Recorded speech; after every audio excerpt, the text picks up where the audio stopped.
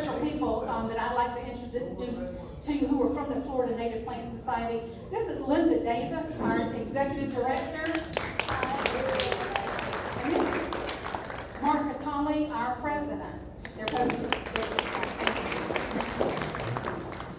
So we've got a really exciting speaker tonight, William Freund, he's the president and founder of the fStop Foundation, and they're over in West Palm Beach.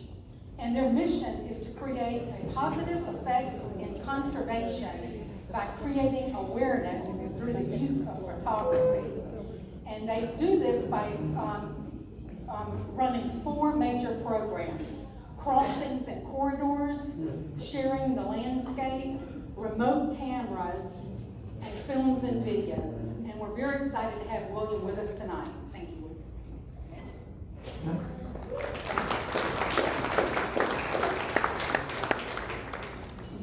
So thank you all so much for having us, first of all. Really appreciate this, and for the great introduction.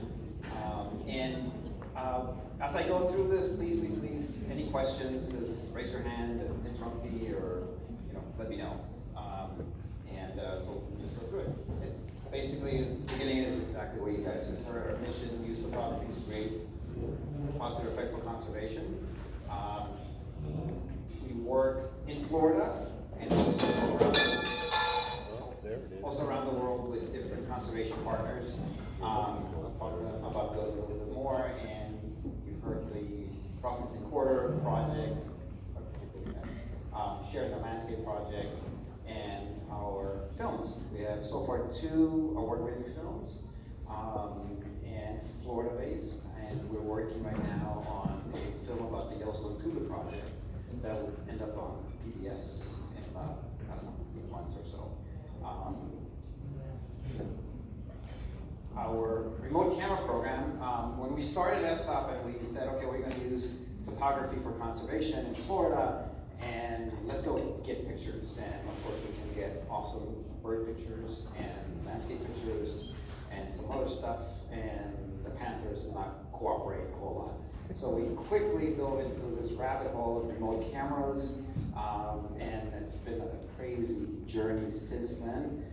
We have over 180 cameras deployed throughout Florida, including 2 really elaborate systems that do 4K infrared video that we have deployed in right now they're in the Panther Refuge, the Florida Panther Refuge. We go from basically from I-75, Alligator Alley, all the way out to North Orlando is where the cameras are deployed throughout different patchwork of different types of lands. We have 15 field techs helping us to take care of all those cameras, over 50 volunteers, and we're almost close to 20 terabytes of storage. You guys can imagine 180 cameras pumping out every week videos, so it's a lot of stuff. I'm very lucky to have the volunteers to help us sort that. And many of those are students, so that's really cool to get them exposed to that.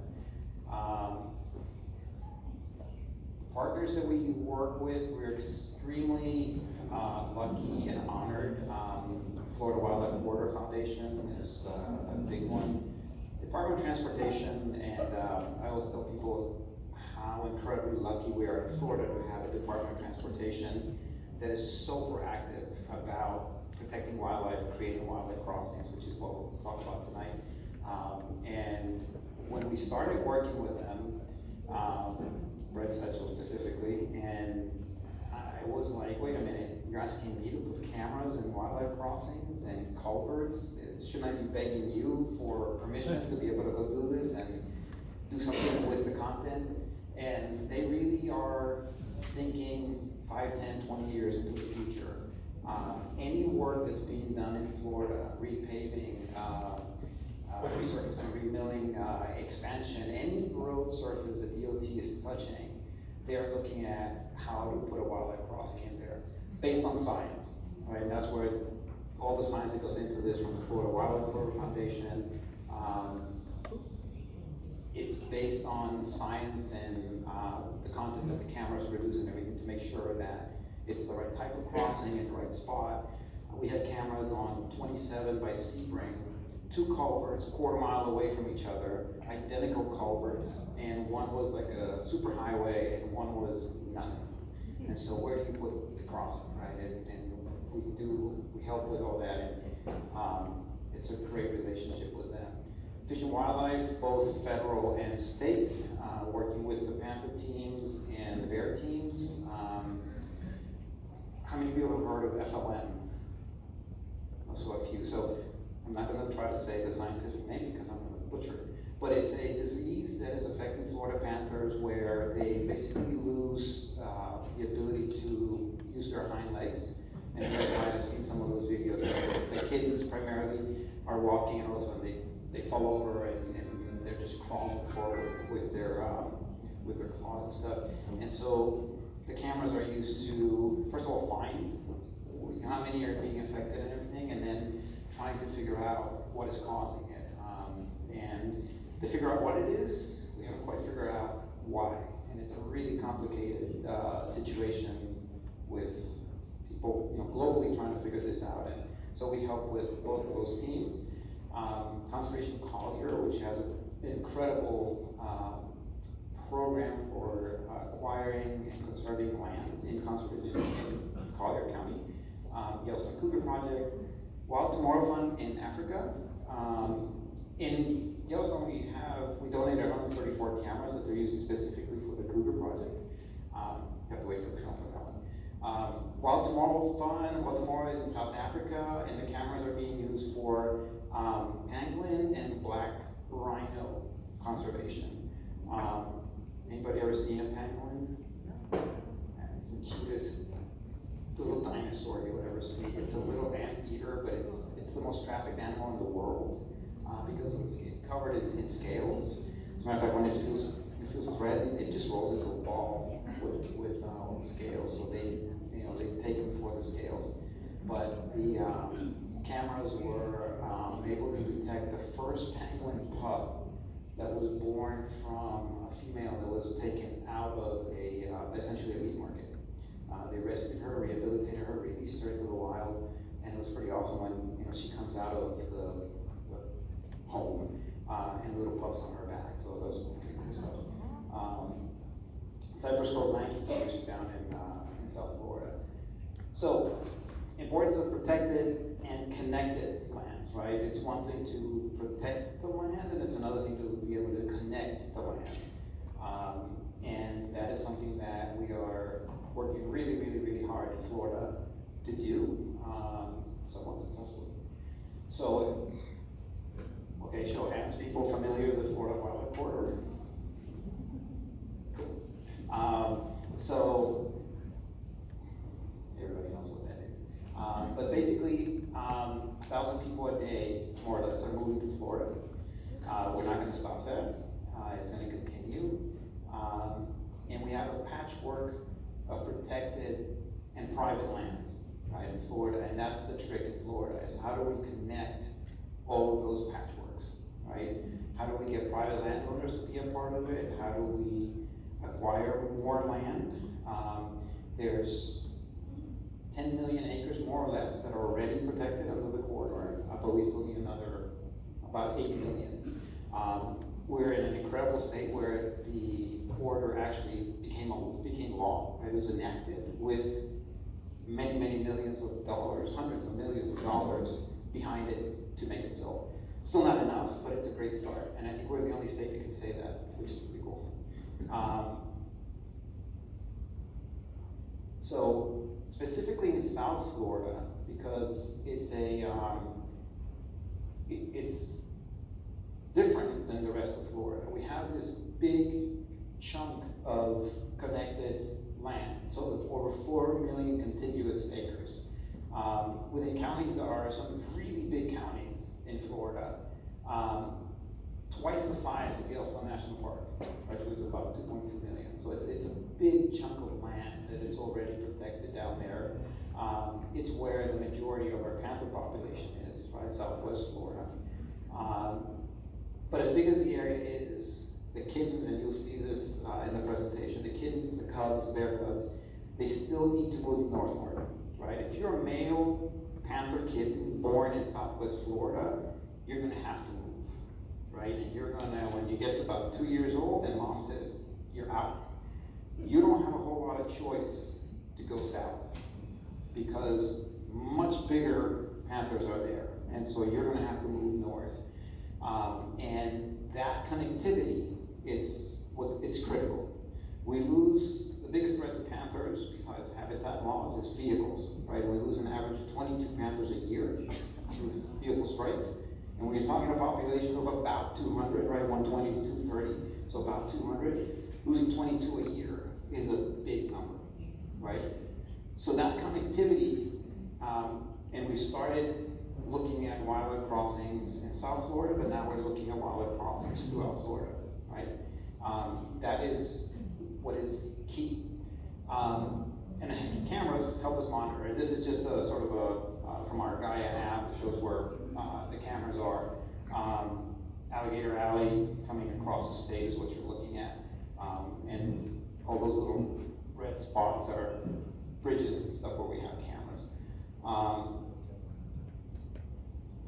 So what's the importance of a single wildlife crossing? Because it's easy to talk about wildlife crossings, right? And out west you see these massive crossings, right, which are just beautiful, right? And now everybody knows about the Annenberg crossing in LA at P22, I think. And it's just $90 million worth of crossing that they're building across these massive highways. We're not doing that in Florida. We're actually doing, I think, more, right? We have a tremendous amount of crossings. Some already purposely built, some that are going to be built, but that are culverts that we know are being used. So how can we look at one crossing? And so that's what I want to show you guys tonight. And if it'll all play. So we're coming in from outer space, and you just saw the protected land that you see. That's the thick green stuff without houses. This coming into view is I-75, Alligator Alley, and US State Route 29 that goes up, sorry. And well, yeah, there you saw it. You just see if I can stop it again. Nope, didn't like that. Second. And so as it comes down, let's see if it'll let me stop. Okay, Alligator Alley. Can you see my phone? Okay, so Alligator Alley, State Route 29, right? So we're talking about Fakahatchee Strand Preserve, Big Cypress on both sides here, and this is the Florida Panther National Wildlife Refuge up here. And so when DOT went and built this road, right, we learned a lesson or two from Tampa Trail, and we're like, okay, we can't build another dam. And so we did, and they built these little, I don't know if in the back you can see this, but these little spots right here, those are crossings. So when you're driving Alligator Alley, any bridge that you drive over is either there to allow water to go through or allow wildlife. And in some cases, both. There's some that is a canal with ledges on both sides. So what we're gonna look at is this particular crossing right there, which is called, it's got a lot of different names, but it's I-75, State Route 29, and basically 7 Lakes is what it's called. So just north of here is Panther Refuge, and south is Fakahatchee Strand, right? See if I can get past this. And I'm going to introduce you to a really cool panther that we call Brotail. Okay, and Brotail, it'll be obvious why she's called Brotail, because her tail got broken when she was a kitten, and it's got this weird, it's not a kink, it's just like a little thing to it. And she was born in the Panther Refuge and basically has lived her whole life in the refuge, right? We also have males that make the refuge their home, but males have territories, females have what we call home ranges, right? Females don't defend their home range, they share it. Males defend, sometimes to the death, their territories, right? Rules of thumb, which with panthers, nothing applies. They do what panther does. It's like, but about 250 square miles for a male for a territory. Female would be about 80, right? We've seen them with 40. So it just depends on food availability and all kinds of different stuff. But Brotail has basically lived her whole life in and around the refuge. And you're gonna see, this is her latest litter of 3 kittens, that's one, that just got dispersed. Actually, they got kicked out around December. January, she was seen with one of the big males. March, we saw her again with another male, so probably December didn't work. So there's two of them there, and here she comes. And then you can see the little roadtail. Not very imaginative name, but it works. And it's really rare to see a mom bring 3 kittens to essentially adulthood. And she's a really good mom. And we think of these predators as, humans think of predators in a very shallow way, right? We think of them, they're hunters, they hunt, they kill, they make babies, right? And what the cameras allow us to do is really sort of look into their eyes. It's a very small look, right? Although we have a bunch of cameras, but you're looking at, 40 feet or something. But even in that space, we're lucky to see these behaviors where she's a mom, right? And in order for these kids to be able to get kicked out and for them to be able to survive, there's a series of things, just like we do with our kids, that they need to learn, right? From how to eat, how to hunt, to, in this case, how to use a wildlife crossing.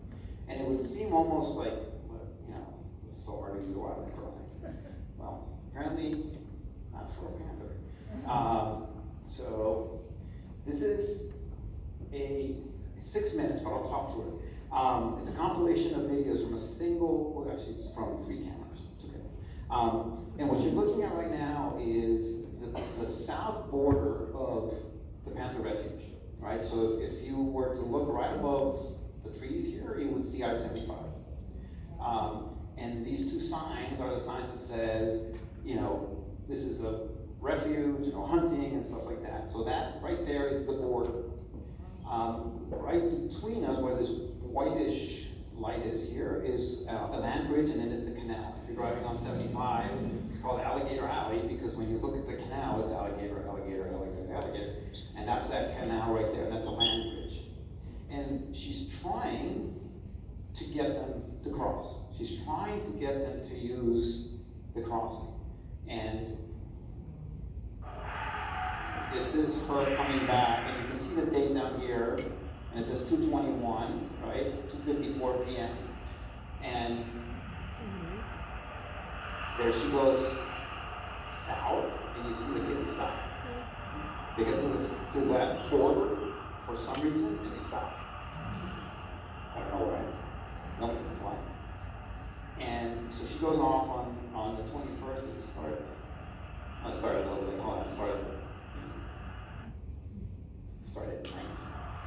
So here she is, and she's going to go south. This time she doesn't wait for them. All right, and she goes out. I think she actually goes and kills something. She hunts something. And the kittens, you'll see them sitting here, and it's kind of hard right now because it's all infrared and it's a bit of a distance. So here she goes off on the 20th, it's 9:40 p.m.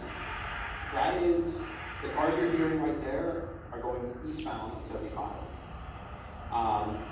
And they're being goofballs, because that's what they are, they're kittens, right? And they're just playing around, they're waiting for mom, they're triggering the camera, luckily. They're still goofing around. It's now 2:09 a.m. Mom's not back yet, and they're just hanging, they're just waiting. Eventually, not so much traffic at night. Here she comes back. Now she's coming back, kind of a bit of urgency there. So it's now 2:54, she's back, and she's like, okay, come with me. And if you listen,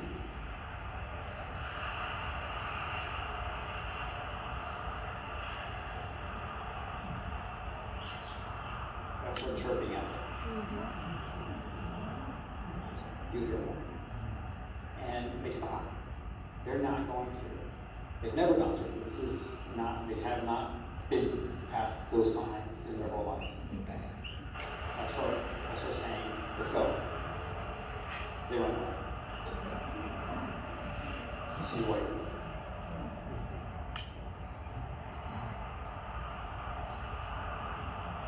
It needs to be my mom. And the 3 kids I described them as, one's a mama's boy or girl, I don't know which one it is, but one's always with her. One's an explorer, sort of like always looking around, and one's a goofball. He's always lost. He's always like somewhere, and she's always like, come on. And so now she's back again. Now it's 5:49 p.m.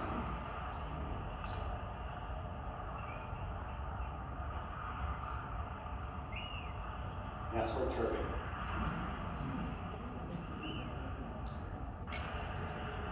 It's not 5:51 p.m.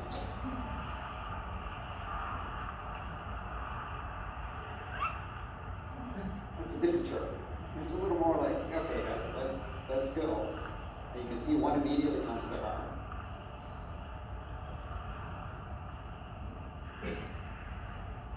And again, we think of them as this hunter, right? Here's this patient mom that probably has a meal waiting on the other side of 75.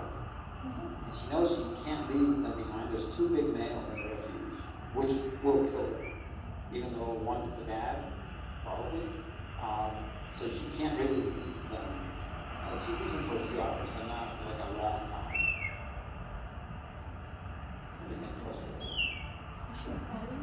That's her car.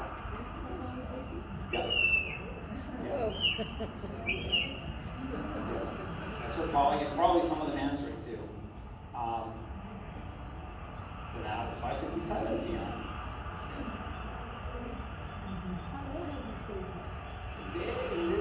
Right here, this is February, so they were probably a year and 2 months, 3 months, something like that, just over a year. They're almost, you see how they're almost her size, not quite. Not old enough to be by themselves. If she got run over, they would die. Okay, she's got all three now, and almost 6 p.m. Dinner was rotting.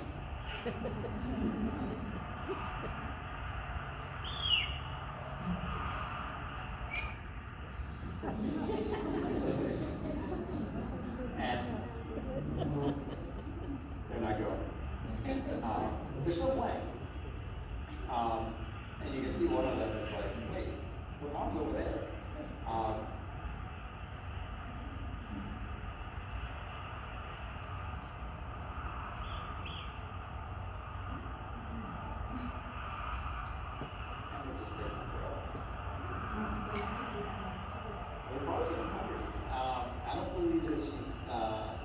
Feeding them herself. I think now she's at the point where she's taking them to kills. And this was very deliberate. She went across to kill, to hunt, to get them across. And it's important. She knows, I don't know how she knows, but she knows that she needs to get them out of the refuge.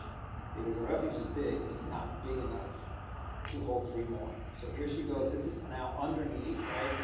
One of the cameras underneath the 175. It's 640. One kid. This is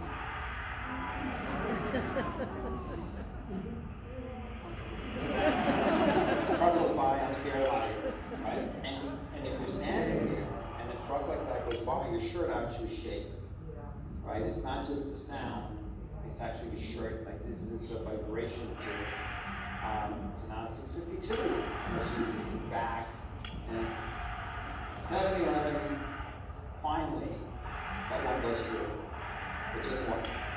So 7:20, now they're back. Go tell your siblings to get over here. Now it's 7:22, and so she's been at it for a while, and finally they'll go through. This is now 5 days later, and now they're coming back. So she spent 5 days with them south of there. Without that crossing, that would never have happened. Because I'm assuming everybody has driven 75. There's way too much traffic. This would be definite fatalities, right? So this one crossing, we did a study, 13-month study. Right? We took the cameras and we went through it and we said, okay, what's been using this one crossing? Let me know if I'm in your way. And you can see on the left, you see the species, right? And then the number of triggers. interestingly enough, panthers have 50 triggers. The most triggers is by panthers for that particular crossing. Not surprising because of where it is, right? If you move this crossing somewhere, not connected between Fakachi and Panther Refuge, it probably wouldn't be as much, but it is 50. And I'll show you the breakdown of the 50 in a second. But interestingly enough, you have, alligators, and you have the bears. And bears, mama with cubs, right? Same thing. Without that crossing, none of these guys would be alive, right? So it's quite a number of different species that are using that, along with, I don't know if you know the traffic flow of Alligator Alley in a year, but in the millions, right? I mean, it's probably over 1 million or something. It's a lot of people going through there. And I would not want to hit a panther or a bear or an alligator traveling at 75 or 70, 80 miles an hour. Never a good ending for obviously the animal and usually not the human either. So the panther usage is interesting because it's a higher number because of the kittens, right? We now have 4 panthers crossing at once whenever they go together. But still, you see on the bottom right, you see FP260. That's one of the big males, and that just means it was a collared panther, and it just means that we don't do male-female on our protocol naming protocols. We just do FP, which means spotted panther, and he was the 260th panther ever collared in Florida, so FP260. And he used it 35 times, right? So 70% of the 50 was FP260. Why? Because he's patrolling that territory. And interestingly enough, I think all of them, if not almost all of them, of those crossings by 260 was southbound. And we know that he would go southbound, he would go into Fakahatchee, spend a few days, and come up northbound on one of the other crossings that I showed you on that map. And he would go back up on the Panther, probably cross into Big Cypress with one of the other crossings on 29, come back down, and he would just do that over and over again, right? 35 times in 13 months. And Broadtail is different, right? She would just go across to either hunt or something, and so she's not using it as patrolling over her home range. But then you can see the kittens alone were 3 crossings, and the UCP is an uncollared panther, and it's usually a female.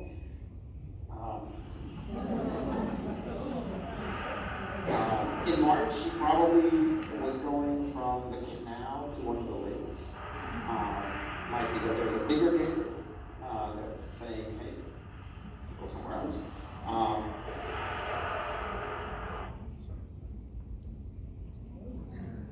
These guys as well, that's another camera. Same crossing, this is another camera.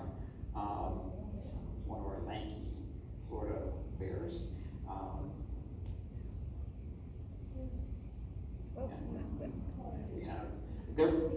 They do use it. We saw that on the stats, on the numbers that we have. They're always looking somewhat nervous in there because it's just sort of confined space, and the ability to run away is always a little. But they do use the crossing quite a bit.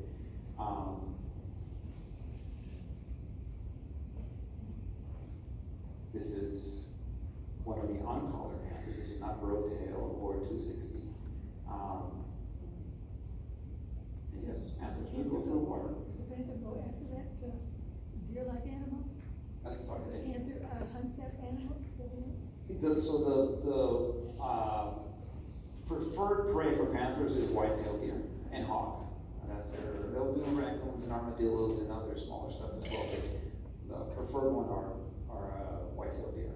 Yeah. We've never captured a kill inside one of the crossings. That's the question we get a lot. Do the predators just kind of wait, on the edge, and they don't.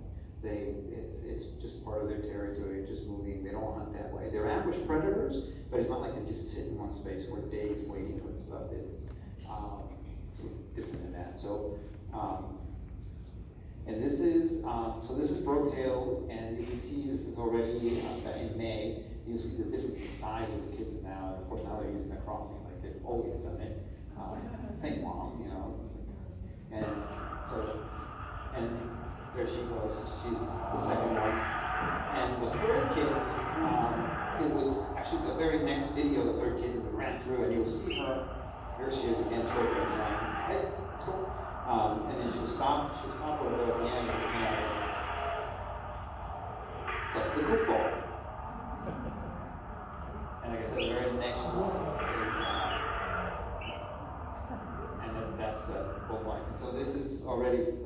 later, and they already learned it, and now they're using the crossing. So you can see this is the importance of a single wildlife crossing, right? And this is happening, I think on the alley itself, there's over 40 crossings. But every single one that is built is that significant. We just came today, we have cameras that are monitoring the building of the one on I-4. That's about halfway done, more or less. And that's going to be really interesting as it joins both sides of the Yoachi Wildlife Management Area. You know, there's deer populations on both sides of I-4 that have never seen each other. So it's going to be really cool to see that flow. No panthers yet, but definitely there's bear, the famous bear that actually was the catalyst for the Florida Wildlife Corridor was M34. And he tried to cross I-4. He came up from South Florida, got to I-4, and was like, this is a death threat. Turned around, went back south, but he kind of sort of bounced around I-4 trying to cross, and it was impossible. So the noise of the highway though keeps them from crossing? It depends where they are to the traffic.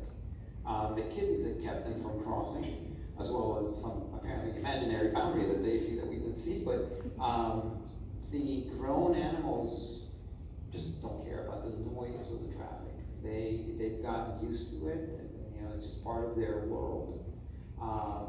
And it won't keep them off the highway, put it that way, right? That's why we put the panther fencing over 100 mile, maybe not that much, but a long distance on Alligator Alley. You'll see it on this crossing as well. And the panther fencing is 10 feet tall, because the panther won't jump. I mean, it can jump 10 feet, but it won't climb over. A bear will. Bears have climbed over those fences. But they won't, it's not a normal behavior for them to do it. So the panther fencing is used to channel them in. I'm sure it's filmed on that. So, What's the lifespan of a panther? that's a good question. So it depends. Like so many things with panthers, it depends. In the wild, males live less, but it could be, I mean, it's just no number, but let's say 12, more or less. Females go a little longer, be a little older, because they don't have the same threat as another male killing it. So yeah, it depends, but that's 12, 14, something like that. Roadtail, we think, is about 12, so that might have been her last litter, we're not sure, we'll find out in a few months. But yeah, captivity is longer. Yeah. So I'm used to seeing house cats that eat kibble, but the panthers looked kind of thin. Is that normal body condition for a wild panther, or are they hungry? So, good question. We get asked that a lot, because people see our videos and they're like, oh my God, the panther's starving. And it's very different. For example, you look at a Yellowstone cougar, right, same species, and these guys are, they're thick, and their neck is thick, and it's like, okay, you gotta live in Yellowstone, right? Bring that guy here, and it just won't survive. And so they're thinner, I think, by necessity, and they also, you can see, like 260 is a very good example. We look at videos of 260 and it's like, this guy's starving. And a week later, it's like, plump, right? So he kills them. So he goes through these cycles depending on how often they're killing, but they're not starving. They have plenty of prey, both white-tailed deer, like I said, hogs, and then anything else. When they have kittens, she has to kill more often and bigger prey. She can't get away with just killing an armadillo. And when she's, we think of cougars, panthers as these solitary animals. And the more we study them, the more we see the videos, and we see, for example, Yellowstone. First of all, females are almost never alone, right? From the time they can have the first litter, they're with those kittens for 2 years. And as soon as they're out, she's out there caterwauling, calling, and saying, okay, again. And so it's a 90-day gestation, and then she's a mom again for 2 years. And we even documented males, sharing kills and stuff like that. So they're not quite as solitary, but yeah, and they tend to look skinnier in Florida. Our bears too. I mean, if you look at some of these bears, they're these weird-looking lanky things, and people are like, "That's a bear." Like, yeah, that's a Florida bear. And then we have this a 700-pound monster that's just kind of wobbling around the floor. I don't know how they do it, but yeah, bears can also look a little different. Any other questions? Yes. Any, not to this particular track, corridor or tunnel, but any others with pythons maybe moving through, and are those pythons out competing them for their food sometimes? So I'm sure the answer is, it depends, yes, sometimes. We have not documented, I've never seen it, I've been out in the bush for almost 9 years now, and I've never seen a python. Now I don't spend a lot of time in the wet Everglades. So in the greater Everglades, like from 75 north, they're definitely there. We have not documented a single one on the cameras. I've never seen one. And I would not say that they're out competing panthers for that's not the panther's problem. We're the panther's problem. Between, you know, habitat loss and definitely the vehicle strikes, it's a big deal. But I don't want to minimize the python problem. It's just not particular to anything we've seen on the crossing, and nothing that I've seen or have talked to the biologist about it influencing, them influencing panther population. I'm sure it happens, but these guys can take care of themselves too, so, yeah, not that we've seen too much. Other questions? Way in the back. Yeah, hopefully you can hear me. A lot of researchers are turning to cameras and audio recorders for birds and stuff so they can sample longer than a human normally would. But how do you deal with some of those challenges of storing all the footage and going through it all, right? It's easy to record a ton of data, but Yes. how do you deal with some of those challenges? Yeah, that was one of the biggest challenges that we had to overcome with fStop, because as we started deploying more and more cameras, it was like, this is a lot of stuff. And so we were lucky. There's Florida Gulf Coast University down in Fort Myers. They have a mandatory course that every student has to take, service learning, and so we get a tremendous amount of volunteers, about 50 in a year, through that program. We have adult volunteers as well. And then we have an amazing volunteer coordinator that trains them on how to go through. We have everything stored on Google Drive. We don't have to talk details if anybody wants, but it's a Google workspace, so everything gets uploaded onto there, it gets sorted, and then it gets tagged by other volunteers that can recognize the species and very specific naming protocols for the tagging of the content. And that allows us to, in a nanosecond, go into Drive and put in what we're looking for. I can put in Panther Day, and we'll get every single image and video that we've ever had show up of a panther doing a day, right? Because it's part of the naming protocol. So that's basically how we tackle that problem. It's worked so far. It's a lot of moving parts, right? You have to have the students that are able to do it, that do it correctly, and yeah, that's how we do it. Did you say that the mama panther was 700 pounds? I'm sorry. Did you say that mama panther was 700 pounds? No, but a bear would be similar. Bear. No, mama panther is probably maybe a big male in Florida will be, and don't quote me on it because it depends, 120, 130 pounds. In Yellowstone, like a big one's 170 pounds, which is big. It's just not a lion, you know, but it's still a big cat. And female will be 120, 80, 120, something. It just depends on. Do the panthers and the bears get along? Do they get along? I think they. Is it a tunnel? I think they avoid each other nicely. So yeah, they don't.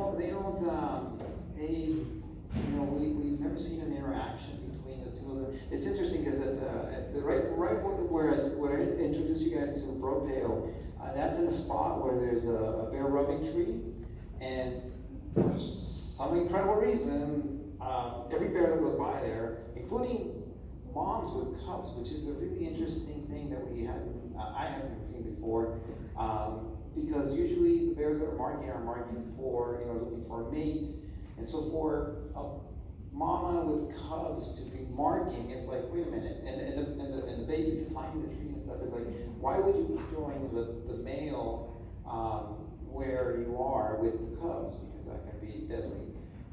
But there's that one tree, and right in front of the tree, on the middle of the trail, every male panther that walks by screams. And so, guess where we put the camera? Right there. Right, and so we put these two 4K infrared cameras with 30-watt lights, and here comes the bear and does his thing and chews the tree up, and then at night here comes the panther and marks, and it's like, okay, they're making our lives easy. But they tend to not really, interact, and I'll put it this way: the panther doesn't care about the tree, and the bear doesn't care about the scrape. The deer will smell the scrape, and they'll know that's there, but the two species don't really interact with each other. I'm sure at some point, but nothing that we've seen. Yes, sir. Every year we come into this thing where the FWC wants to have a bear hunt and kill all our bears and their families. Do you guys work with them at all to give them information? So maybe they could direct that a little bit and not be so much of a murderous kind of a hunt? So my experience with FWC is exactly the opposite, right? FWC does not want a bear hunt. There's a lot of people that want a bear hunt. Not a lot of people. There's some people that want a bear hunt. As a matter of fact, FWC, if you look on their, I think the easiest way is their Instagram. If you look at FWC research Instagram, you'll see a paper that was just published, and our cameras helped with that. They were studying how the bear subpopulations, right? So we have over 4,000 bear in Florida. Very successful number to get to, right? With all the threats, because the same thing applies to bear, right? They're getting killed by cars, they're getting, habitat loss. It's not like they chase people, Yeah, and so this paper looked at whether the subpopulations are actually crossing, right?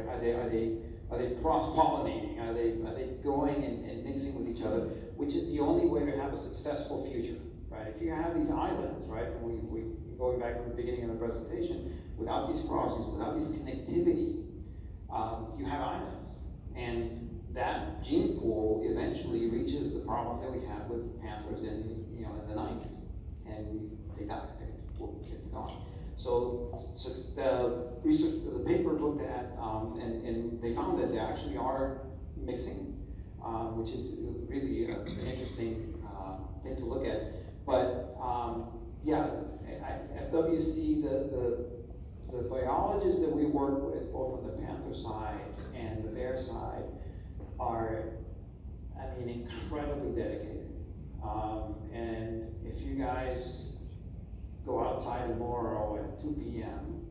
And stand out there for 5 minutes, and then you extrapolate that and you say, okay, I'm going to go out and I'm going to spend day after day after day at 2 p.m. in Florida searching and working with bears. It's really hard. It's like really hard work. And we have people that do it roadside and stuff like it. And that make all these things happen, like the crossings, and it's really hard in Florida. And they're out there. They're out there, and it's an incredibly dedicated group of biologists.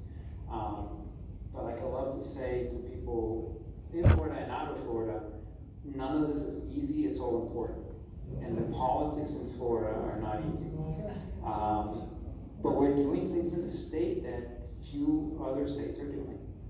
And so it's, FWC has many different levels, and I don't know Tallahassee levels, and I can't talk about that, but I can say that the boots on the ground are an incredible group of people, without any hesitation. Yeah, they are literally dedicating their lives to making these guys survive with some incredible challenges. When we're in Yellowstone and we're talking about cougars and we're talking about human-wildlife conflict, right? And the next human is 12 miles away in Montana. Here, the next human is 12 feet away, right? Our Shared the Landscape project has cameras in people's backyards, and literally we have panthers and bears walking on these manicured lawns right outside the screened-in porches. That doesn't happen in too many places, right? And so the stuff we're dealing with in Florida, and in many cases successfully dealing with in Florida, we're 20 years ahead, 10 years ahead of most places. They can't even fathom having an apex predator walking on somebody's manicured lawn. You hear about it in Colorado in the mountains and stuff, but not in Denver, right? And here we are in Florida, and it's hard. It's really, really hard. Yes. I wanted to ask about I-4, and I know many people are familiar with the wildlife corridor, and it goes north and south, up and down the state, way up to where the Panhandle is, crosses I-4, and I know that in, I guess, the first film, or maybe a short or something, there was a reference to that, and reference to the fact that I-4, as it goes east-west across the state, creates islands, as you talked about, and barriers for species to cross. And it looks like there's just two possible places, when I looked at it, I don't know, where there could be significant crossings. One's in Hillsborough County here, at an area that's Baker Creek, but I think I-4 goes down, not up, to Wildlife Pass. And the second one seemed to me to be in Polk County. So I wondered if you could speak to that a little, if you have more information, and if FDOT is doing anything in terms of that? Yeah, I-4 is a formidable barrier that we built, right? Very efficient. I mean, the amount of traffic that goes through I-4 is incredible. And we did it really well. And to answer your question more directly, FDOT is right now, like I said, they're about halfway through, more than halfway through, because it should be done, I don't know, like October more or less, along with it. And so that is one, that's a really important crossing, which is the one that we were at today, because it joins, it joins the Hilachi Wildlife Management Area, the Osprey Unit north and south, but it feeds into the Green Swamp, right? And the problem is much bigger than I-4, because if you look at, I could put Google Maps, I got my computer. If we look at Florida, you guys kick me if I'm taking too long here.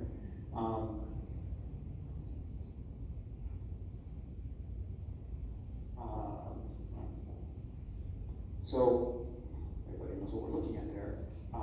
And here's the ridge, right? This is like what was up here, like what was Ridge and all this stuff. But if you, the challenge here, unlike South Florida where we have this contiguous 4 million acres, right? Beautiful. But as you start zooming into what Florida is and what I-4 actually does, right? It links all this, but now what's happening is it's south. The development is happening south, right? So the challenge isn't just where are we going to cross I-4, which is a good question, right? So we've got the one on, it's right here.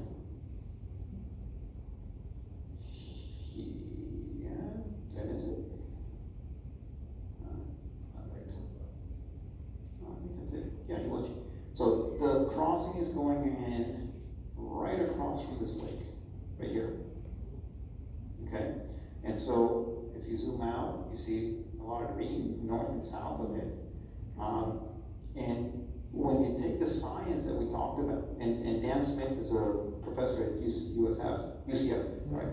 And he's done incredible work with least cost pathways. So how do these animals, where are they going to move? How do they move? And so that's what DOT uses to say, okay, where can we put this crossing? Not just to put a crossing, because if it's not on one of those least cost pathways, it's not going to get used. So that's one, and it has a connectivity, and the other one's further west, and that's going to be really cool. That's going to be the first overpass that we have in Florida, which would be great for disability as well. People will see an actual wildlife crossing versus rumbling over a bridge and not knowing what's underneath. So those are the two that are definitely planned for I-4. And the biggest challenge that we have in Florida is not where do we put more on I-4, because I think there will be, but how do we get these, specifically we're talking about panthers, how do we get them from south to I-4? And it's a challenge. Number one, you have the Coxsahachie River, right, which is no longer a river, it's this massive canal, right? And again, if you're a male panther, and you've got a big male panther, and you come up on the edge of this canal, I mean, look at the size of a house, and look at the size of the canal, right? And you come up on this canal, and you're like, boy, that's big. But that guy's gonna kill me, right? So guess what? I'm gonna swim across. But if you're a female, and you come up on this canal, what's the urgency? Like, why am I gonna cross? That's a lot of water, right? So why am I gonna go across? The biggest challenge we have in Florida panther-wise right now, besides FLM, the cars and everything else, is having those females cross. And if you watch Carlton's Path of the Panther film, phenomenal film, that's one of the things that's addressed, right? How do we get these females across? And there's only been 3 since like 1970 something that have crossed and have had kittens. We have males. We've documented males where one was killed not too far east from here. We have males in Lake Wales Ridge. Not too many, but there's males. The question is, how do we get the females? So that's number one. But once they cross, and you're still down here in the south, there's a lot of grain. They'll move through here. Once we get here, it's very challenging, and we're losing that connectivity. They'll be able to move through a little bit further east, but over here, and so what we're finding is they're using these river sort of lines, those green threads that are still there. But if you look, for example, here, oops, I don't know, carpets, but you get here, and then where do they go, right? And those are the challenges that we're facing as a state, because FDOT can only do certain roads. Then it's county or city, right? That's where the Florida Wildlife Corridor Foundation comes in and starts to talk to cities about becoming corridor friendly, right? And how do you make the patchwork that small? So long-winded answer. So I know that we're looking at more crossings on I-4. These two will be a big relief, and they're in spots that will work. They're in spots that will allow that flow and allow the flow from the south. And then heading north is a little bit easier again. It gets very green right after that belt of Orlando. We have the green swamp, and then it's like, okay, I can wander through here still. That's where the work with the ranchers comes in a lot, as well as south. So, yeah, that's the question. Thank you. Okay. I know in Hillsborough too, we have more protected ELAC set aside land than any place, as a county investing in that protected land, than any place in the entire southeast, any other county. And we've worked very hard to make it connected, and it's, it's not entirely there, but that I guess. Well, if you think about that corridor as a whole, we're talking about 10 million being protected, 10 million acres, we still need 8. Right, so that's the urgency, right? That's what keeps us up at night. It's like, okay, 1,000 people a day, right? I mean, this is happening, right? That's the challenge. And finding those, that's where that science comes in. That's what's incredible about the Florida Corridor Foundation, is getting all of the people, like all of you guys, right, involved in saying, we just had 3 landscape architects down at that crossing actually on I-75, because they're doing work for the Corridor Foundation to do architectural drawings and stuff. But they were looking at plans, right? I was telling Nikki, I go there and I look at tracks and I look at my cameras and stuff, and all of a sudden she's taking pictures of plans, and I'm like, I don't think about the plans, right? Because I'm very focused on what I do. Well, then you guys come in and are able to, Plant Society folks are able to look and say, well, that belongs, that doesn't belong. By the way, raccoons love to go through this type of vegetation,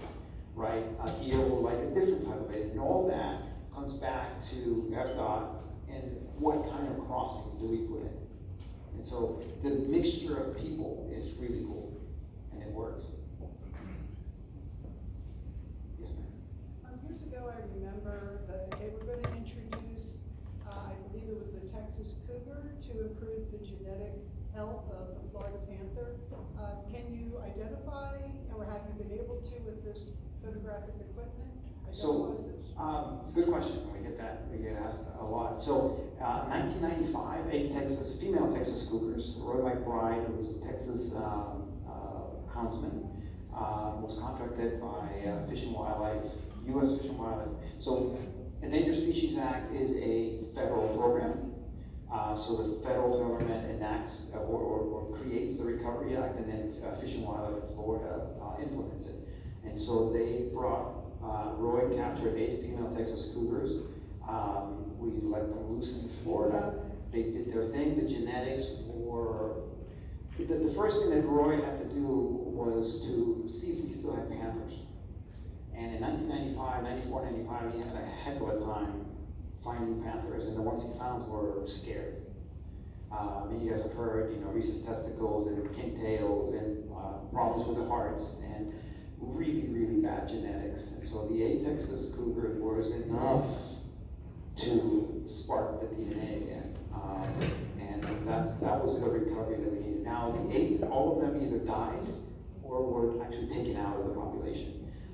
As to the question of can we tell the difference, remember that the Florida panther, before it became a subspecies and was sort of only in South Florida, used to go out of Florida.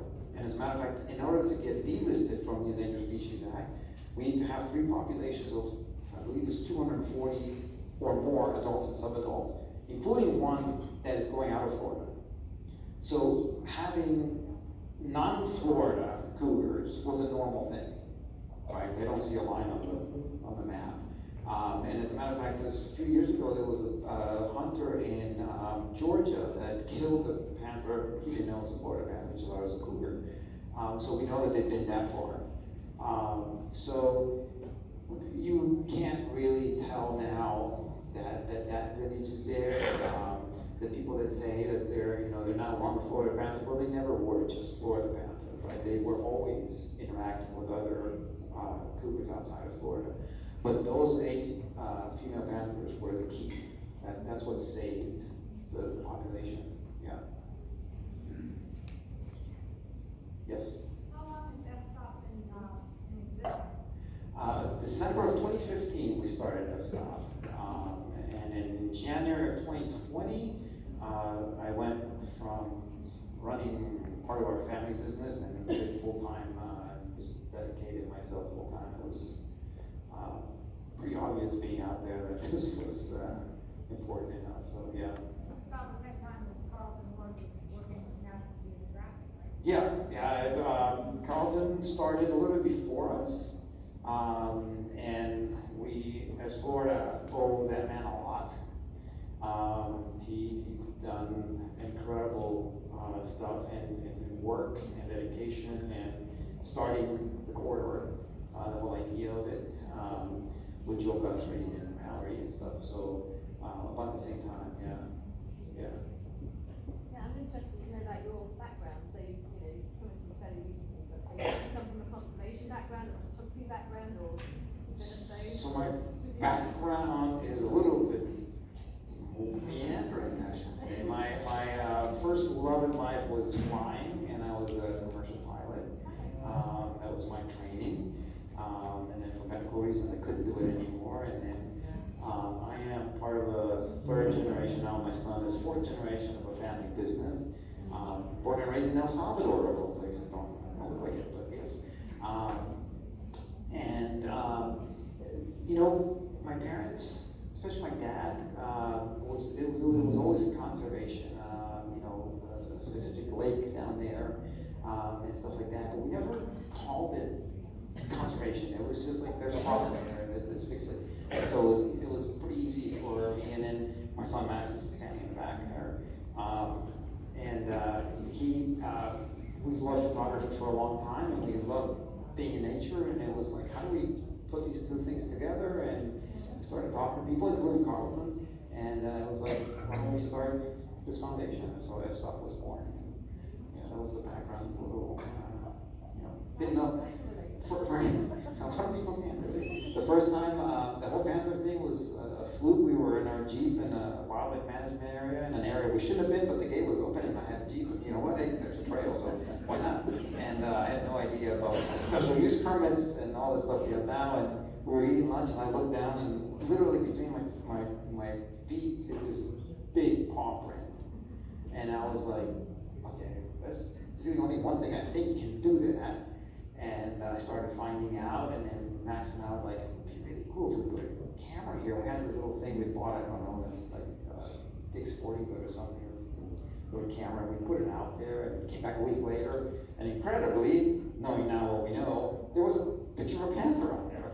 And it was like, because for photographers, it was like, well, how do we put a DSLR out here? And at the time, there was not a whole lot of work out there being done. I mean, it was Carlton, us, I mean, it was like you had to go sort of invent your thing and build our own boxes and all this stuff. And a week later, there was this panther, which actually was at the beginning of the presentation, this big male panther, and there was a picture, and I sent it in, innocently sent it into FWC, into the Panther page, and I get a call from the guy that's the head of the Panther team, and he's like, would you put cameras in Golden Gate Estate? And I was like, where's that? And I'm like, and he's like, well, where I-75 makes that bend? And I'm like, yeah.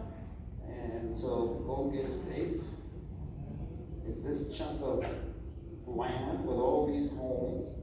And he's like, yeah, that's the highest human-panther interaction in the whole state. I was like, you gotta be kidding me. Look at all the people there. And sure enough, we started putting cameras, and that's what started the whole thing with cameras and FWC and everything. But surprisingly enough, that's where it was. So, bit of a meandering way to where we are now. Yeah. How's the deer population to support? Yeah, there has to be a deer population. No, but how is the deer population? Thriving. Thriving. Yeah. That's good. Yeah. It, it's the whole prey ungulate predator sort of conflict and discussion. That's a whole other presentation. But these guys are very efficient what they do. And what we have found out, not only here, but especially in Yellowstone, is the incredible benefit that these big cats have for all the rest of the species. Yeah, not only are they umbrella species, right? We protect one panther, we protect, a whole lot of other things. But controlling and how they hunt and what they hunt and stuff, and they're much better than humans are at it. So, yeah, they're doing well. Are there any other questions? William, we want to thank you for being here tonight. Your work hard.